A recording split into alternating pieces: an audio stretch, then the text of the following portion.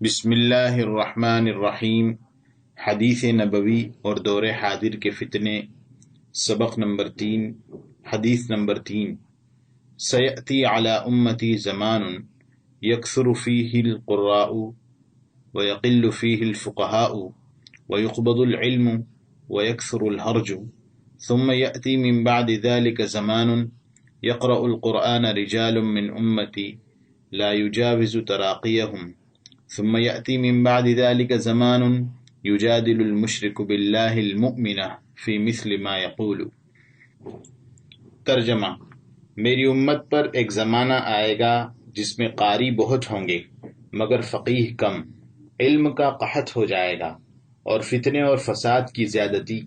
پھر اس کے بعد ایک اور زمانہ آئے گا جس میں میری امت کے ایسے لوگ بھی قرآن پڑھیں گے جن کے حلق سے نیچے قرآن نہیں اترے گا، دل قرآن کی سمجھ اور عقیدت اور احترام سے کورے ہوں گے۔ پھر اس کے بعد ایک اور زمانہ آئے گا جس میں اللہ تعالیٰ کے ساتھ شریک ٹھہرانے والا مومن سے توحید کے دعوے میں حجت بازی کرے گا۔ یہ حدیث بھی متعدد منکرات اور ہولناک امور کی طرف نشاندہی کر رہی ہے۔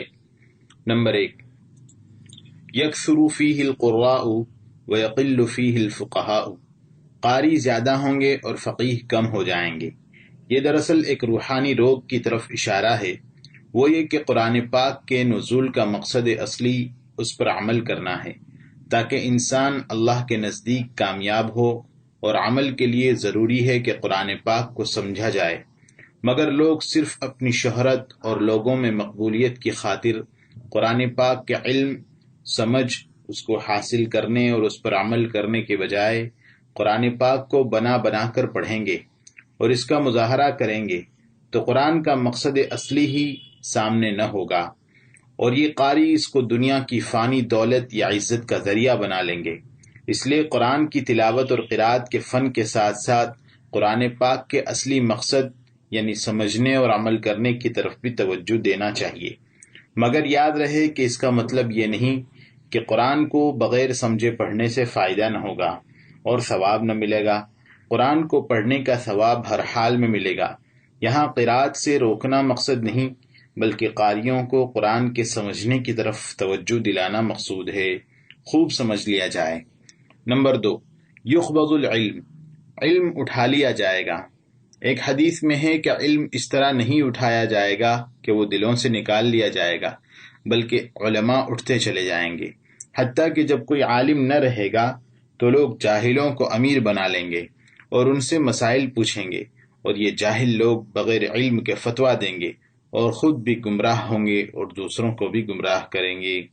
اور ظاہر ہے کہ اہل علم اٹھتے چلے جائیں اور دوسرے لوگ علم کی طرف مشغول اور متوجہ نہ ہوں تو یہی ہوگا کہ علم کا قحط ہو جائے گا اور جہالت کا دور دورہ ہوگا، اور لوگ جاہلوں کو علماء کا منصب دے کر ان سے فتوے لیں گے اور گمراہی میں پڑ جائیں گے۔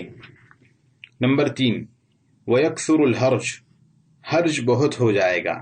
حرج کی تفسیر خود نبی کریم صلی اللہ علیہ وسلم سے ایک حدیث میں قتل سے آئی ہے۔ نیز طبرانی میں خود اسی حدیث میں ہے کہ صحابہ رضی اللہ عنہم نے حرج کا مطلب معلوم کیا تو آپ صلی اللہ علیہ وسلم نے قتل سے اس کی تفسیر فرمائی۔ اور لغت میں حرج کے معنی فتنہ اور فساد کے ہیں، اور قتل و غارت گری بھی فتنہ اور فساد ہی ہے، بلکہ اس سے بڑھ کر ہے، اس لیے اس سے قتل مراد لیا گیا ہے۔ مطلب حدیث کا یہ ہے کہ آخری دور میں قتل و غارت گری کا بازار خوب گرم ہو جائے گا، حتیٰ کہ ایک حدیث میں فرمایا کہ قاتل کو یہ معلوم نہ ہوگا کہ وہ کیوں قتل کر رہا ہے، اور نہ مقتول کو پتہ ہوگا کہ وہ کس سزا میں قتل کیا گیا ہے۔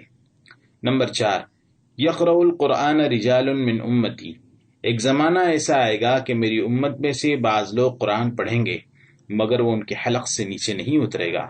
اس حدیث میں قرآن پاک کو غذا سے اور ان پڑھنے والوں کو ایسے بیماروں سے تشبیہ دی گئی ہے جو کسی بہتر سے بہتر غذا کو بھی اپنی بیماری کی وجہ سے حلق سے نیچے نہیں اتار سکتے اور منہ میں لے کر قے کر دیتے ہیں۔ اسی طرح کچھ لوگ روحانی بیماری یعنی دکھلاوا اور نفاق میں مبتلا ہوں گے اور دکھلاوے کے لیے یا دنیاوی دولت کے لیے قرآن پڑھیں گے مگر وہ ان کے حلق کے نیچے نہیں اترے گا، اور ظاہر ہے کہ یہ قرآن کو اپنے حلق کے نیچے نہیں اتاریں گے تو ان کو قرآن سے کیا فائدہ ہوگا؟ جیسے غذا کو تھوک دینے والے کو غذا سے کچھ فائدہ نہیں ہوگا، اسی طرح ان کو قرآن سے فائدہ نہ ہوگا۔ اس حدیث میں دنیا دار قاریوں اور علماء کی برائی بیان کی گئی ہے۔ نمبر 5، یجادل المشرک، مشرک مومن سے توحید کے بارے میں جھگڑے گا، یعنی شرک اور کفر کے کرنے والے کی ہمت بڑھ جائے گی اور اہل ایمان بزدلی کے شکار ہوں گے، جس کی وجہ سے ایک مشرک مومن سے حجت بازی کرنے لگے گا۔ طبرانی اور دیلمی میں مشرک کے ساتھ منافق کا بھی ذکر ہے۔ علامہ مناوی رحمۃ اللہ علیہ اس حدیث کی شرح میں فرماتے ہیں کہ منافق اور مشرک مومن سے جھگڑا کریں گے اور اس کو مغلوب کریں گے اور اس کا مقابلہ اسی جیسی دلیل سے کریں گے، لیکن کافر کی دلیل کمزور اور باطل ہوگی اور مومن کی دلیل غالب اور واضح ہوگی۔ مگر یہاں ایک سوال یہ پیدا ہوتا ہے کہ کفار اور مشرکین کا مسلمانوں سے حجت بازی کرنا اور دلیل پیش کرنا اور مقابلہ کرنا تو ہر دور میں رہا ہے۔ خود نبی کریم صلی اللہ علیہ وسلم کے مبارک زمانے میں بھی یہ بات رہی ہے، پھر حضور صلی اللہ علیہ وسلم نے اس کو آخری زمانے میں پیدا ہونے والی حالت کہہ کر کیسے پیش فرمایا؟ خود قرآن میں ہے کہ کفار لوگ بغیر علم کے اللہ کے بارے میں جھگڑتے ہیں، اور یہ بات قرآن کے نازل ہونے کے زمانے میں ہی دیکھی گئی ہے۔